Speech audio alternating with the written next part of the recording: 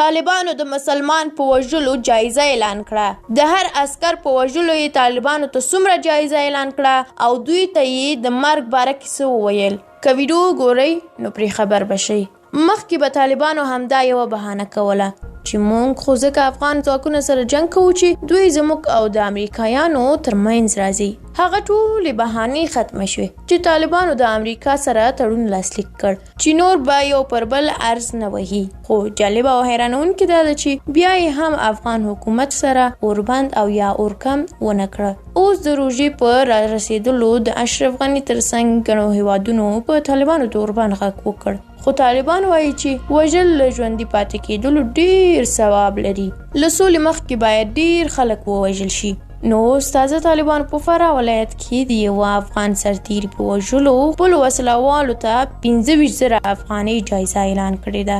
د فراه د امنیه قمندانۍ وایي د دوی د کشفي معلوماتو پر اساس طالبان خپلو وسلوالو ته د یوه سرتیري په وژلو سره 25,000 افغانۍ ورکوي او ورته ویل شوي که له افغان ځواکونو سره په جګړه کې ووژل شئ نو د جنت حورې به تاسو ته په انتظار ناستې وي. تان ته د فراه امنیه قمندانۍ ویاند محب الله محب وایي طالبانو د فراه ولایت په ځینو سیمو کې خپلو وسلوالو ته ویلي دي چې که یو سرتیری مو ترور یا وواژه 25,000 افغانۍ درکوو.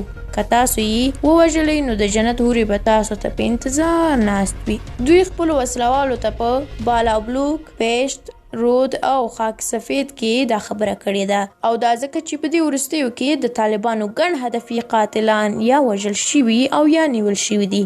د محب په خبره دوی ته دا خبره رسېدلې ده خو امنیتي ځواکونه له دا ډول خبرو څخه هیڅ نه ویریږي. فراه ولایت چې ګڼې سیمې ناامنه دي راپورونه شته چې طالبان یې د ایران لخوا حمایت کیږي. د فراه چارواکو په ګڼو مواردو کې له طالبانو سره د ایراني وسلو او جنرالانو شتون راپورونه ورکړي دي. درنو لیدونکو مننه چې ویډیو هم تر پایه ولیدله. که ویډیو مو خوښه شوې وي حتما یې لایک کړئ. زموږ یوټیوب چینل سبسکرایب کول هم هېر نه کړئ. تر بلې ویډیو پوله الله مو سپارم. الله مو مل شه.